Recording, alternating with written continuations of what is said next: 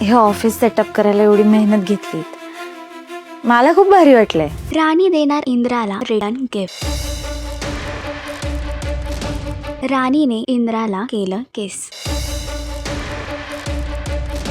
कुमाची राणी ही या मालिकेच्या आगामी भागामध्ये एकीकडे इंद्राने राणीचं ऑफिस सुरू केलं आहे आणि यासाठी राणी इंद्राला एक छोटंसं गिफ्ट देणार आहे. जेव्हा इंद्रा त्याबद्दल विचारतो तेव्हा राणी त्याच्या कपाळावरती किस करते. मात्र तोपर्यंत तनिषा त्या दोघांना एकत्र बघते.